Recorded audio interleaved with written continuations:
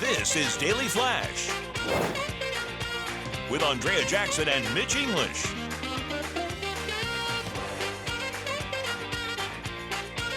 Broadcasting worldwide and streaming. Daily Flash. Today's talk, tomorrow's trends. Hey everyone, I'm Andrea Jackson. And I am Mitch English, welcoming you to Daily Flash. Hey. Today's talk, tomorrow's trends, Friday. Yay! TGIF. Man, isn't it great to get through the work week? You know, you worked an honest 22 hours this week, and full time.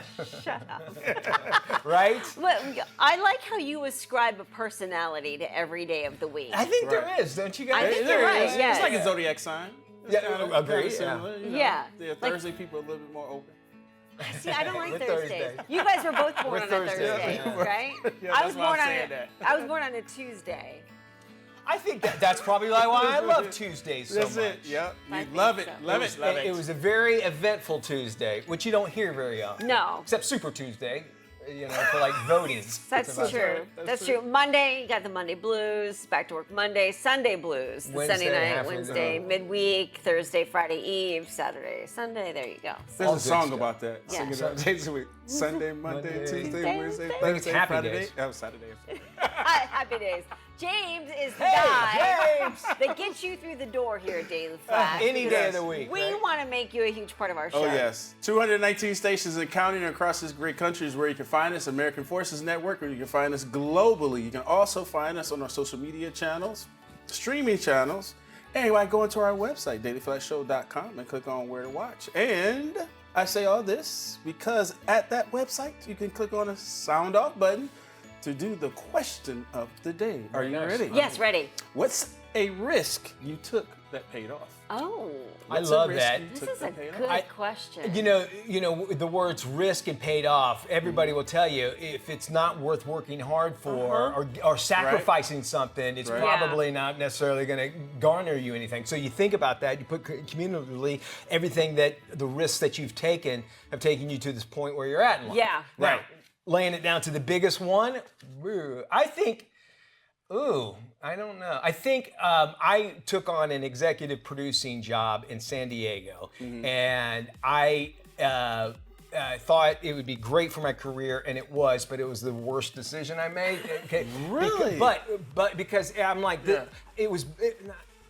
it was bad, I felt like it was just not who I was. You know what I'm saying? Okay. So I guess in a Yeah. sense it was good Yeah. in that way. And also I had to realize people look, when you're a talent on television, and you become like, executive, like people don't look at you the exact same That way. is true. And I roles, saw yeah. everything I did wrong as a talent as an executive producer, and Really? it taught me that. So moving my whole family from one side of the country to the other, Yeah. it probably on paper was not a good idea, but now on the other end of it, it was. Gotcha. That's Yeah. all I could think Okay. of. You got one, Jackson? Well, on that note, what comes to mind is I was living in Los Angeles and auditioned for this little show called Daily Buzz in the middle of a cornfield in Dayton, Ohio. Dayton! And I was like, what am I doing in Dayton, Ohio? And then after the whole day was done and Mitch was part of that, they offered us the job. And I'm like, that means I have to move from Los Angeles to Dayton, Ohio. Yeah. That was a sell. That huh? was a sell. Okay, yeah. That would be difficult. That was a huge risk. Yeah, and it paid off because it got me to Orlando, and it's Started- interesting how all those things really snowball into a whole new life. Yeah. James, you were there kind of in the Yeah. early ages as well. Daily Buzz was a Only show when- that was completely different from everybody else That's that it. has been ripped off. many, Yeah, I many was times. there only when you moved from Dayton to Orlando.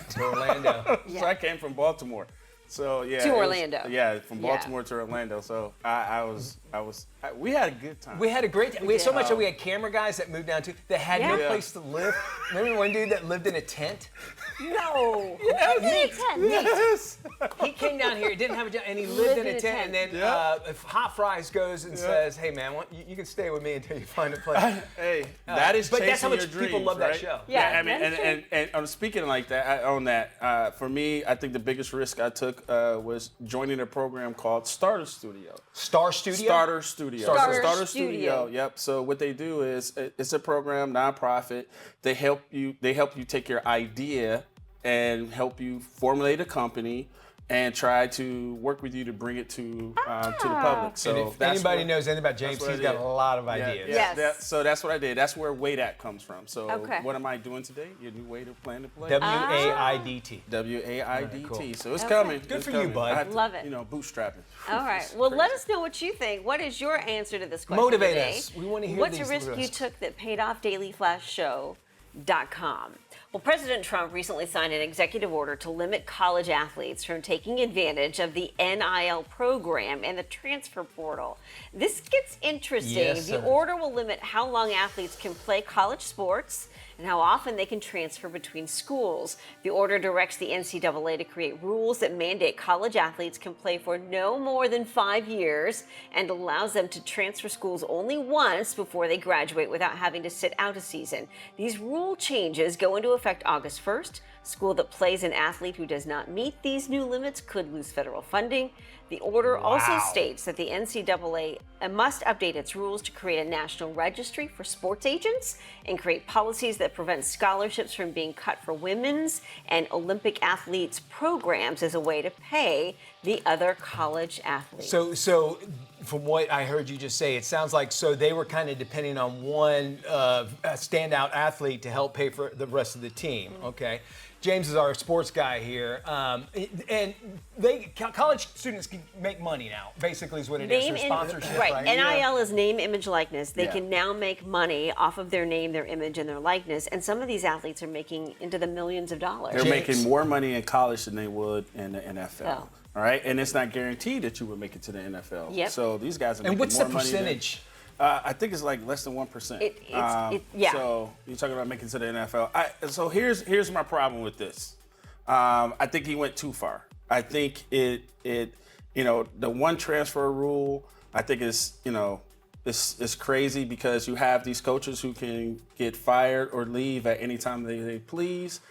I'm not recruited by the new guy that comes in, and I've been through this, and I get treated like, sugar, honey, iced tea because I wasn't the guy you recruited, right? So I went through this. I don't like it. I really believe that there should be some rules. I think a head coach out of Clemson came with the best idea for them, all right? So if the coach is fired, you get a chance to go to transfer. With Transfer that coach. portal Okay. and everything should move up so it does not conflict with recruiting schedules, right? So and I think there should be a two transfer rule, right? So you have 2 times where you can transfer. I don't like the idea of recreating a team every year. That's what they're doing in It Colorado. sounds like now you're not really going to college to learn anything. No. You're going there to Make play, money. make I mean- money, I and mean- play a sport, right? Yeah. That's what to me it sounds like. So it's always been like that. Well, I know that, but Yeah. but that It's doesn't never- make it. No, what changed is you're getting paid over the table instead of under the table. Yeah, Let's all right. be honest. That's fair. The college athletes were always getting paid. But here's the thing, like anything, it has been taken advantage of to the nth degree. So these kids are transferring to 2, 3, 4, 5, 6 schools. Yeah. I don't like it here, I don't like it there. I watched an interview with Tom Brady who was talking about this specific thing. He goes, I stayed at Michigan. I stayed there. I was not the top dog. I had to wait my Hey, turn. yeah. I had to work my way up. He goes, I learned so much from that whole experience. He goes, today college athletes don't do that. If they don't like it in one place and they're not getting their way here, they're going to go over here. And so there's no learning. So that goes back to back in my day. No, you can't do that now. We know that every opportunity that a kid is promised does not come to fruition at that college, right? So some systems that they recruited for they're not really recruited. Now I've known kids, especially in Michigan, that get recruited by Michigan State, the best kids in the state, and they sit them. They sit them because they didn't want Michigan or Michigan State to get them. And they do that Hold 'em all out, the man. time. And colleges do that just because they can cut down on competition. All right, I'm going to take it out of the realm of academia. Think of it in the real world. And really, that's where the new generation is like, well, I'm not going. No one's loyal to a company Exactly. anymore. Yes. And I think what you were saying about with Tom Brady is like there is something to be said about going through and it was a big deal of which college you were going to go to. Yeah. Right. But now you're like, well, I'll go here for a little while, but I'll just transfer and go somewhere else and think about me. Remember, it's not always like that. Yes, yes, you have kids like that. That's a small percentage. But if you're looking for an opportunity and you want to play, sometimes you have to go to another college to get an I'll give you opportunity that. to play. Yeah, but then you've got this quarterback, Ole Miss, Trinidad Chambliss, who sued Yeah. the NCAA. I mean, that story is a little bit convoluted, but he's been in the Right. system for 6 years now. So Those- it's like, at what point do you like say, you know what, But I got to see, graduate? And that's another rule. That's a great example. That's another rule where kids age out. You can't have You that. can't. Well, you have to call it a day at Right, some point. exactly. Yeah. You can't You be doing can't it be for 40 8 years years. old and still We'll playing probably college. not get a resolution, but we would love to know what you Yes. think about this. Our website's open, dailyflashshow.com. You can go right now. And right now, it's time for our Brain Flash question. Which planet in our solar system has the shortest day? That answer coming up next. Welcome back to Daily Flash. Let's see if you got today's Brain Flash question right. Here is the question. Which planet in our solar system has the shortest day? I want to say Mercury. I should probably know this. I would have said Mercury too, but the answer is Jupiter. Interesting. Jupiter Okay. has the shortest day. Well, like I said, I hope that isn't a weekend. That'd be the only What bad. if you If it's age? Monday. Maybe you age quicker on I Jupiter. bet you would. Yeah, you're right. Hey, welcome back to the big show. Mitch English along with Andrea Jackson. We all love to travel and take places and go to places that are just beautiful, right? Yes. But what if the real destination is actually deeper connection with the people that we love? Here with some insight is relationship and trauma expert, Dr. Janie Lacy. Hey, Hi, Dr. Lacy. Dr. Lacy. Hey there. Great So- to see you. Absolutely. So let's talk about relationship habits and travel relationship habits. What do we learn when we travel with somebody? When we look at travel, to me, it's just right. It's a diagnostic tool about what's going on in your relationship. If you strip away the routine, the familiarity, the comfort of home, you see, Mitch, who your partner really is, how think they you're handle right. stress. You'll see how they communicate when things go sideways, because we know vacation doesn't always go the way that we planned. And you see, right, Andrea, who takes charge, who shuts down, who gets flexible, and who gets rigid. So every micro decision becomes a mirror. And when we think about when our couples come to therapy after they've gone on vacation, because the patterns brings people that they bring to a trip are the patterns that they bring to the relationship, what they bring to the relationship room with us. You don't become difficult on vacation. Vacation just makes it harder to hide it. That's true. You're 100% right, It yeah. is. I think a vacation is the true test of any relationship. Why do you think the vacation time matters so much? I mean, in general, yes, but for couples specifically. I think a lot of times couples think that vacation is a luxury, but I like to reframe that completely, right? Especially for women who are always grinding and hustling and trying to hold everything together, right? We know that oxytocin is released, that bonding hormone, when you have shared experiences with your partner. I mean, you literally are neurochemically drawn closer to each other through shared adventure. So we know that. So, but behind the science, right? Here's what I would want people to know from the therapy room. Vacation gives couples presence. Think about it. And presence is what most couples are starving for. We always hear it in therapy. We just want more time. You take away the distraction in daily life, travel forces you to be here together. And that's not a small thing. I think that's everything for couples. So would you say those challenges eventually they'll make the couple stronger? It sounds like, right? Oh, absolutely. I mean, When we kind of go ahead. you think about it, we look at it as like a stress resilience model in relationships. The ideal is that when couples navigate small stressors together, like let's think about it. We've all traveled, delayed flight, a wrong turn, Yep. hotel mix up, whatever it may be. Directions. Direction. And the lack of asking for stuff. Yeah. Exactly, right? They're actually practicing skills that they're going to Yeah, need you're for the right. bigger life challenges. They build what we call that relationship coping capacity. Couples who we know that tackle shared challenges together during vacation, they report deeper emotional intimacy and higher levels of trust and satisfaction. But I think the bigger question that we want to ask there is why? Because when someone shows up for you in a hard moment, even a small one, it signals, especially for women, safety. And safety is the foundation of real Yeah, intimacy. that is yeah. so That's true. a good point. Yeah, I didn't think about A microcosm to the test of any relationship is a good escape room. I'll tell you that for sure. What mistakes do traveling couples make, in your Oh, opinion? yeah. I'm getting ready Well, for I these. think they make a lot of mistakes, Andrea. But I think the top ones that come to mind, one is just not having the money conversation. if you haven't had a real conversation about spending expectations before you travel, I mean, you're setting Ooh, yourself good up, right? point. Yeah. You're just setting yourself up for conflict. That feels like Yes. it's about money, but is it really? I mean, really, to me, it's about respect and control, right? So that's hands down the first one is having Yeah. the money conversation. What's going to be your budget?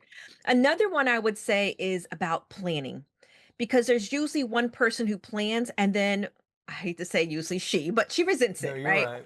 You know, and the travel planning again is just a microcosm of the relationship labor. So if one person is researching, booking, managing, and coordinating, and the other one just shows up, right? There's an imbalance that already exists in the relationship, and Mm. travel just makes it visible and louder for many All people. right. Well, because And there's always one person that was like, "Oh, let's don't plan anything," and then the other person is, "We need to plan everything," and exactly, there's the problem. Yeah. exactly.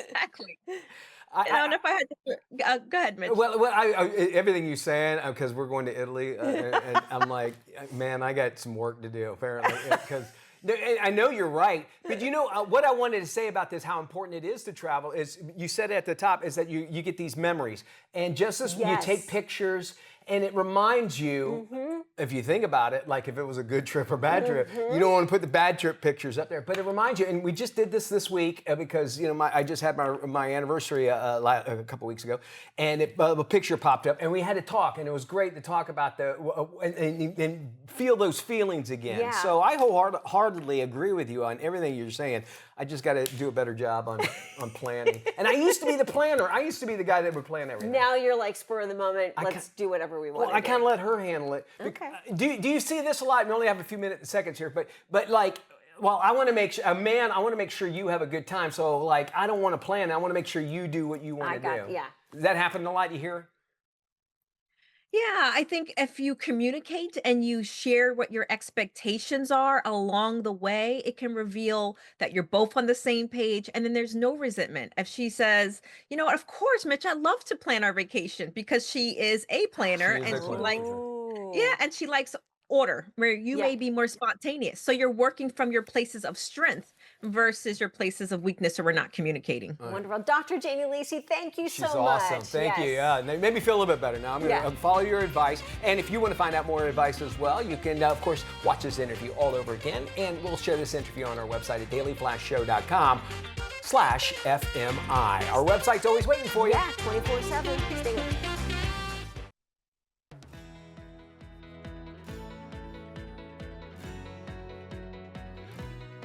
Hey, welcome back to Daily Flash. I'm James Alexander, and here's your question of the day. What moment made you realize technology was changing fast? You can go to dailyflashshow.com and leave you a message. Just don't breathe heavy on the phone. I don't. Actually, I kind of like that. All right, guys.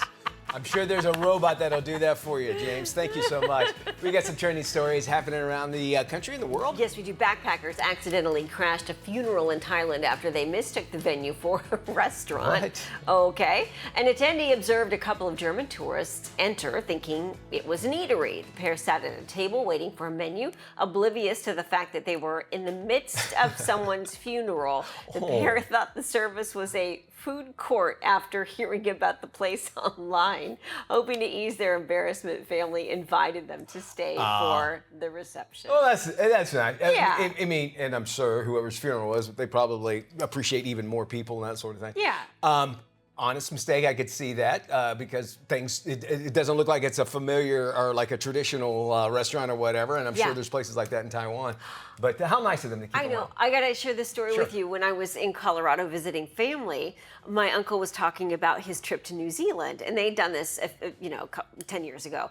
And they went with some friends, and it was a driving vacation. So they started at one end of New Zealand and drove to the other end of New Zealand. Oh, okay. And he said in the process of it, somehow he lost control of the car rental because they were in one of these RV type things, and he crashed into this woman's hut, and she had kind of like a shanty cover set up. Makes and sense. he was and he was like, "Oh my gosh, I'm so sorry. Let me fix it." So he went through this whole thing. They sent him to the middle of town, and the person said, "Well, are you here to see our toilet?"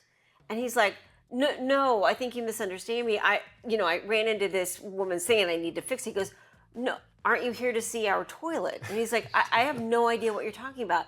Well, and then the woman goes on to say, make sure before you leave to go check out the toilet. And he's like, I don't understand why all these people are telling me to go look at this toilet. So he's like, fine, we'll go look at the toilet. Apparently some Dutch architect created this bizarre toilet in the middle of this small town in New Zealand next to the hut where he crashed into. That is awesome. Here's the thing. That's the beauty of traveling around the country. Yes, exactly. He's like, I would have never known there was this world-class architectural toilet in the middle of New Zealand had I not crashed into this woman's hut. Come to New Zealand for the views, stay for the toilet. I love that. That actually should be Daily Flash's thing. All right. We come back here to the States and we go up to Long Island, where one Long Island preschool is actually such a big hit with the kids. Parents actually want to sign up too. Yeah. It's known as the Pertuti Language and Cultural Center. A mom and former teacher started it as a way to celebrate her Italian heritage. She says that she spends at least 90% of her day speaking to the kids in Italian. And her background includes teaching Italian and Spanish to middle and high school students. The kids learn all kinds of things about the Italian culture, like growing a vegetable garden, kneading pizza dough, as well as playing bocce ball. She offers evening language and culture courses to the parents of the other grown-ups as well, so they can get along. I love this idea. If you have a gift, which obviously she's trilingual, it sounds like, share it with everybody, and because there are people that want to have those experiences. I'm going to Italy. It would be great if something like this was in town. I could find out more on what to expect, maybe talk the language. I watched more of the Winter Olympics this year than I have ever Oh, watched really? before. And the fact that it was in Italy, it was like a postcard from start to finish. And I can only imagine that tourism in Italy, not only is it great now, but it will skyrocket because it was so beautiful. We're going in June, which they say that's the time where, at the beginning of June, Yeah. they say end of June, it's like packed. So we'll wait and see. I've always wanted to go, and now I go. And how about having just a little bit of it with a teacher? Right? Yeah, I know. And then the final closing ceremonies they did Yeah. inside the Roman Colosseum. It was incredible. Okay, so it was the actual one because I thought I thought that one's older than the one in Rome. It's not in Rome because it's Corsica. Verona. Yeah, and they do special events inside of it. Okay. Yeah, but it's in Verona, and it was phenomenal. Really? I mean, what a backdrop. They've done several fashion shows and different events. It's a small group. It can't contain a lot of people, but it's really spectacular. And that one that they were in is Yeah. older than the other one, I from my believe understanding. so. Yeah, Somebody told me. yeah. Interesting. Well, a heroic skier captured the heart-pounding moment. He dug a man out from under a pile of fresh snow after an avalanche in Switzerland. 37-year-old Matteo Zio was racing down the Swiss slopes when he noticed a foot. Oh, wow. Look at this, y'all. poking out from the snow. The trapped skier had been carving up the slopes, failed to see a group of small bushes, causing him to flip over into a fresh pile of snow. Zillow quickly removed the snow from his face and mouth to check to see if he was okay. Thankfully, the skier was not hurt, and they were able to dig him out from the heavy snowfall. For some reason, I remembered this from Boy Scouts. If you're ever stuck in an avalanche, you know what you're supposed to do? No. You're supposed to spit.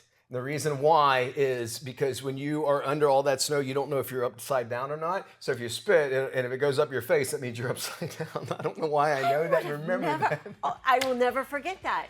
It makes sense, right? It does. Because they say, I've never been stuck in snow, but I imagine you don't That know would how be you are. Completely disoriented. Yeah. Yeah. Sharing that wisdom to you, and we'll do more of it. Yes. It's the sound of Daily Flash is alive. This is Daily Flash with Andrea Jackson and Mitch English.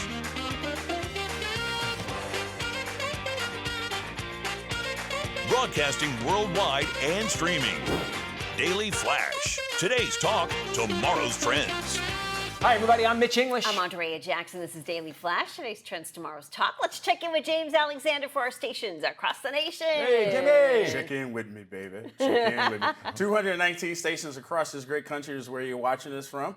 And you can watch us on the American Forces Network across the globe, on social media channels, all that great stuff. You know, you can find us. You go to our website, dailyflashshow.com. You can click on where to watch, find out where we are in your neck of the woods. And the neck of the woods that we're going to today. Where is it? Where? Roanoke, Virginia. Hey, all right. Cox Cable in Roanoke, Virginia. All right, you know, Roanoke is, I don't know, I was thinking about, you know, everybody disappearing for some reason. Was that Roanoke? That was Roanoke, wasn't it? Disappearing? In Virginia? I don't know. I don't remember that. I don't know anything about that. What's I'm that trying to about, figure Jay? out what place. Everyone disappeared. But anyway, it's called the Star City of the South. Okay. All right. It's a fame-worthy Ferris. It has a fame-worthy Ferris wheel in its neon district. I know there's such thing, but yeah, it must be. The city is named after the Roanoke River and a lost colony. See, I was right. Oh, yes. Okay. The word Roanoke is thought to be an Algonquin word for shell money or white shells. White shells. Okay. White shells. Roanoke. Roanoke Okay. Love learning stuff like Shell that. money. You know, shell companies. Shell company. That's what I was thinking when you first mentioned that. Roanoke LLC. There's a whole other connotation to it. Well, hello to you Yes. there at Roanoke. One of the big topics here on that behind the scenes and everyone's talking about is this NIL. Yeah, President Trump recently signed an executive order to limit college athletes from taking advantage of the NIL program and the transfer portal. And basically the gist behind it is lots of these kids are staying at much longer. We're looking at quarterbacks who might be in their early 30s that are taking advantage because they're getting paid in the millions. And also they're transferring to a million different schools in an effort to try and find the place and the role they want to specifically excel at. And we were talking during the break, this is really causing a problem for younger athletes who want to get into college programs because you've got the older athletes that are, I'm not going anywhere. Yeah, and it's changed the way that the coaches are creating their teams, right? Yes. So let's for example, let's talk about Indiana. What Indiana did, they were smart about it. They got a group of kids who had played a ton of games. No, they were not 3-star, 4-star, 5-star athletes, but they played a ton of games, and they created just kind of like super teams. So they had a ton of experience, and they won. It has changed the way that they recruit. A lot of coaches don't go out and recruit as much anymore unless you're a 3 or 4 or 5-star. And the younger kids are not getting a chance to really develop because the coaches say, look, I can get a kid that has been in a lower league, watch them develop, then bring them up. So it's hard. And as I'm a parent, my son is playing his senior year of football this year. So I am going above and beyond. He has a website we're building, all that You're stuff. going through all of it. Yes. This is what people are doing all together because you're turning, I don't want you to think I'm going after you with them, but you are turning him into the next year a product, a brand. You're campaigning a brand. him. But that's what the NIL is, is But brand. you have to, and the reason why is because when we're looking at these opportunities for these schools, the school that he really likes and he wants to go to, we have to put this together. School costs way too much right now. Yeah. It is overpriced. It's ridiculous. But guess what? He goes, he gets his classes first, he gets tutors, he doesn't have to worry about food or housing, and he gets a little bit of money he can come out with. All right, so, and I think debt-free. people aren't saying, glossing over the fact that colleges make millions upon hundreds of millions, I'd say nearly billions sometimes, of people watching the sporting events. Right. And so they want to get the best of the best, so you can understand that, just like professional. So you move away, is that really teaching them and that sort of thing? And they're saying if they don't follow these rules, these schools will lose funding. Yeah, if they don't, it's possible that they'll lose their federal funding. The other element to this story, briefly, is in college basketball. We just watched the recent March Madness whole thing. They're bringing in athletes who are playing professionally in Europe to be on these teams to play as college athletes. I have a problem with that. And they do it in football too. They do it in football too, And they're going to take your son's opportunity away. Exactly. No, we were earning ours. We got ours. I already talked to the coaches. But that's true. Like, you bring in that European player, he's taking away an opportunity for another kid who just wants to play basketball. That wants to actually It's maybe tough. get an education Yes, as well that too. too. So there's a lot that Get goes that along degree. with this. We need to know what you think about it. FlashADailyFlashShow.com. That's our email address. Our website has it. Sound off. You can also leave a voice message. We'll play it on the air. Come on.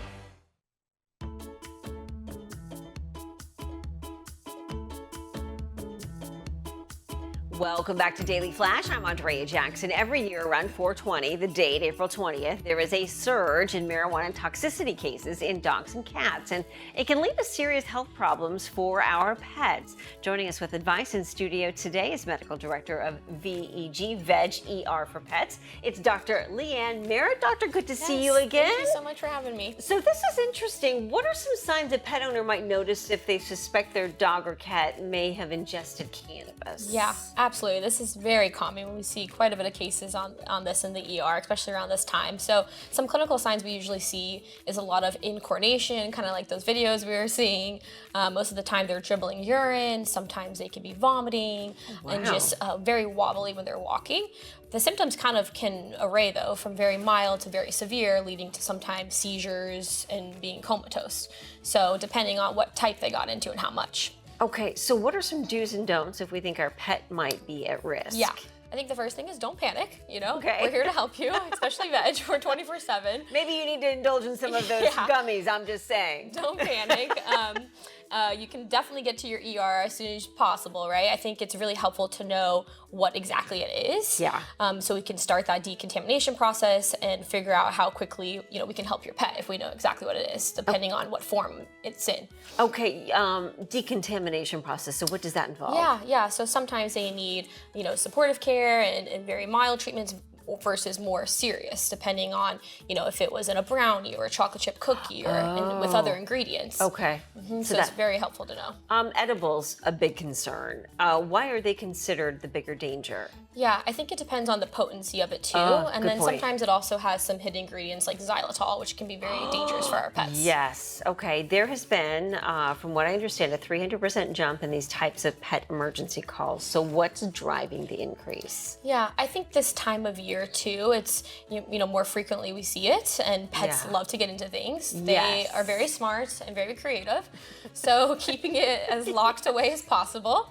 And then we see a lot of, hey, it was tossed in the backyard or then picked it up on a walk. And, the sooner they can get to the ER, the sooner we can help them. Okay, let's talk prevention. What are the simplest, most effective ways pet owners can keep their animals safe around 420? Yeah, I think especially amatoxins, like keeping everything locked up in cabinets, they really do a good job of sniffing it out. So even like something very small like oil or butter or any part of the plant or whatever it is, they can find it and get it, and it can be very toxic. I know that some pet companies market certain pet products with CBD oil and such. So how do we determine what's good and appropriate for a pet or a pet dosage versus something that's okay for humans and a human dosage? Yeah, I think if it has veterinary labeled and it's CBD, then that's something that you can buy over the counter for your pet. Versus if it's something for your own use, then try to keep that as way as possible. Yeah, makes sense, but I think a lot of people think, well, it's okay for me, it should be okay for the dog, right? I can take Benadryl, my pet can take Benadryl. Yeah, definitely not. And they become very symptomatic very quickly too. So you'll definitely know if they got into something. Does it matter the size of the pet? A larger dog, a smaller dog, a cat? Yeah, I mean, we see it more frequently in dogs than cats for sure, because they're just following their noses usually. Yeah. But I think the potency of it. So if you have any type of labels or ingredients or the packaging, that is super helpful. And I think the thing is just being honest with your veterinarian. We're here to help. We're not judging you. We don't care. We just want to treat your pet and make sure they're okay. That's a great point, because I think a lot of people would be embarrassed. I don't know what he got into, which you really do know what he got into. Even if you have like a slightest idea, share. Please share with your vet so we can start that process. Dr. Merritt, always good to see you. Thank you so much for joining us. We're going to share this interview on our website, dailyflashshow.com/FMI. A very important topic, veg.com, VegER. Dr. Leanne Merritt, always a pleasure to have you in studio. Thank you.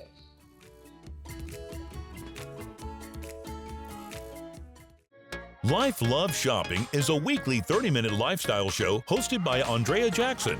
It's focused on the latest trends for your health, home, and happiness.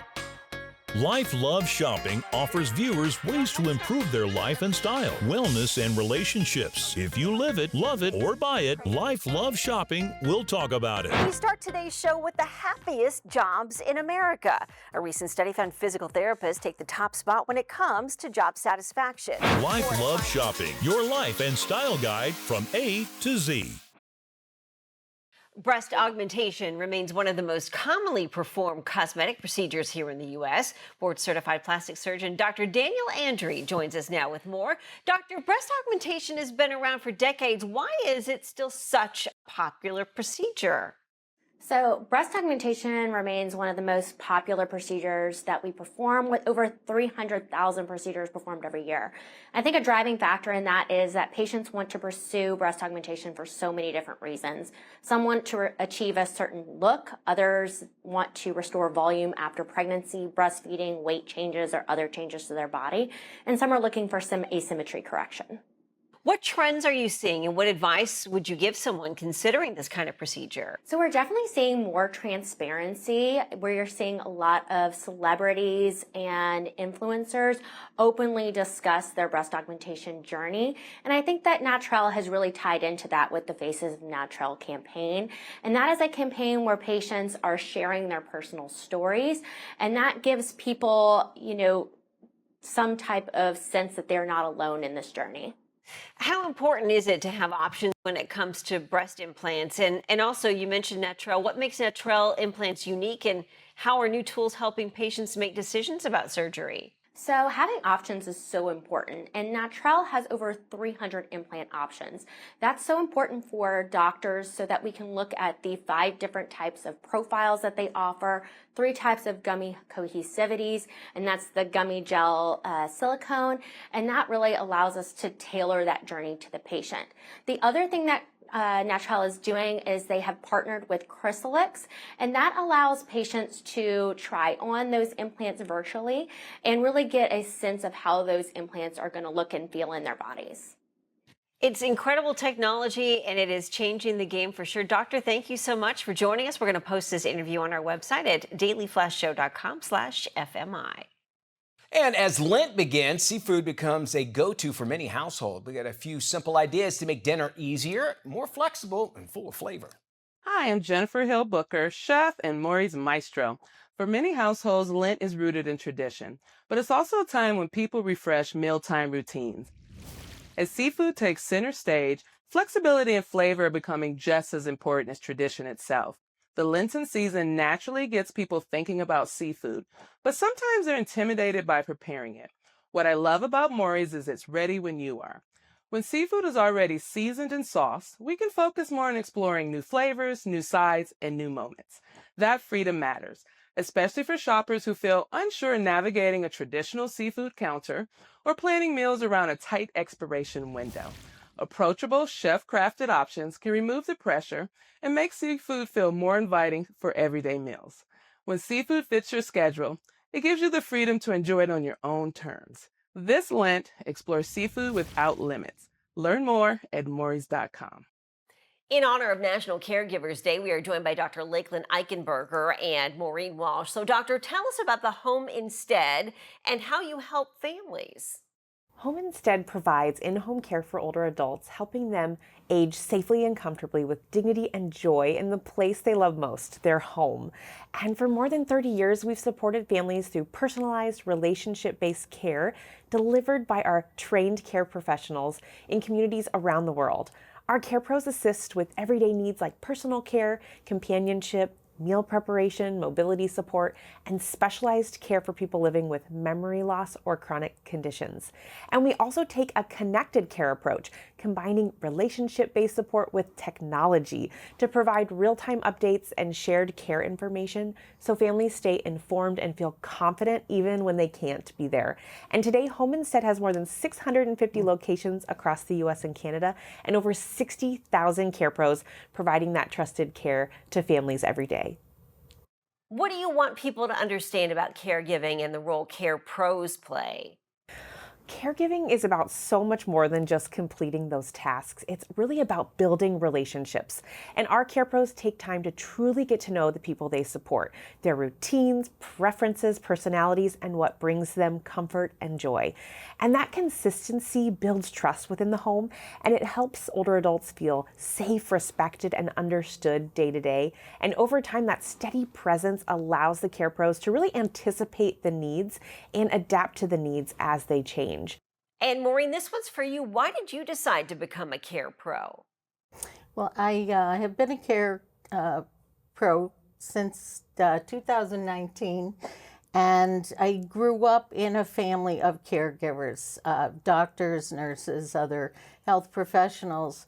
And even though I did not go into that as a career, I grew up in that atmosphere of, caring for other people, of service to other people.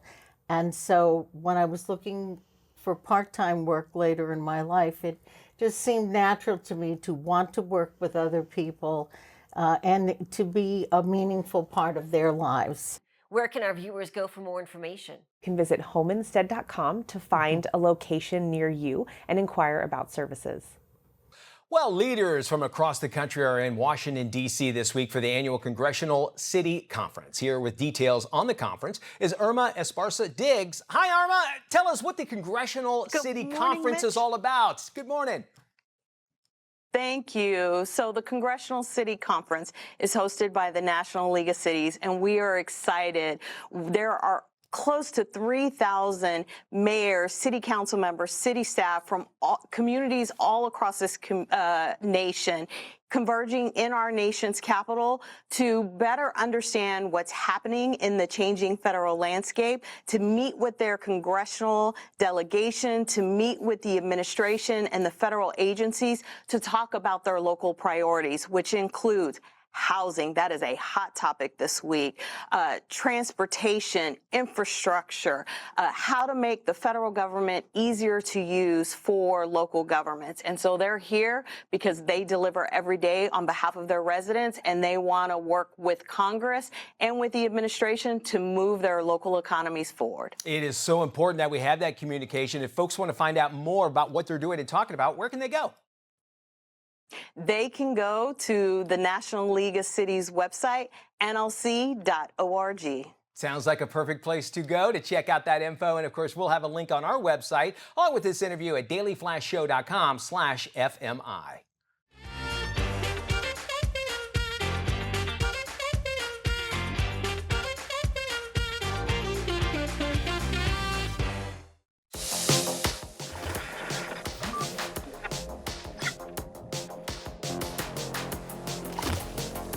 It's time for a stream for the weekend. This is where we let you know what you need to binge watch this weekend. Jackson, what do you got? I think we're going down a planes, trains, and automobiles pathway really? here. My pick for the weekend is Hijack Season 2 on Apple TV, starring Idris Elba.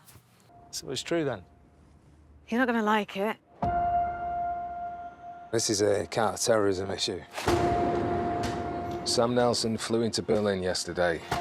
First season took place on a plane. Okay. Second season now on a train, and it's great. And I love him. He's terrific in everything. Can you hijack a car? That would be the automobile I think part. we're going to be. I think third season hijacking a car, and then there's going to be a trio and a box set. Is this based off of like a line of books or anything like that? Not that I'm aware of. It was just, no. they did well the season one, so they thought they were great. Okay, very cool. So I keep seeing it. I want to check it out. You gave me the recommendation. I'm going to do it. Glenn Powell stars in the reboot of The Running Man. It's now streaming on Paramount Plus. It's where survival is ratings and losing is not an option. No, we're not talking about Daily Flash. We're talking about The Running Man. It's just another day on our show. That's right. 35, married, one child, in medical crisis. We need money for a doctor now. Ben, watch yourself. Employment status, blacklisted. But there's still a way out for you. It's the biggest show in the country. Bloodlust is our birthright. Set it free. Welcome to The Running Man. All right. Well, unlike the 1987 Arnold Schwarzenegger version, I actually kind of lean hard into campy action, some one-liners as well. The reboot that you're watching that's out now actually sticks closer to Stephen King's novel. It's got a kind of a grittier, more realistic edge to it. The characters are not as hokey, I guess is the best thing. Yeah, I can see that. But it's closer to what Stephen King actually wanted.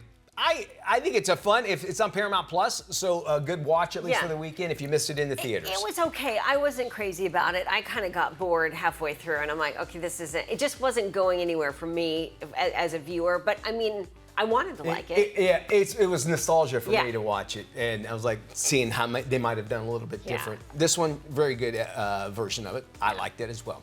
That does it for our show. We want to thank you for spending time with us. For more information on any of today's stories, be sure to visit our website, dailyflashshow.com. Have a good weekend, y'all. Bye-bye.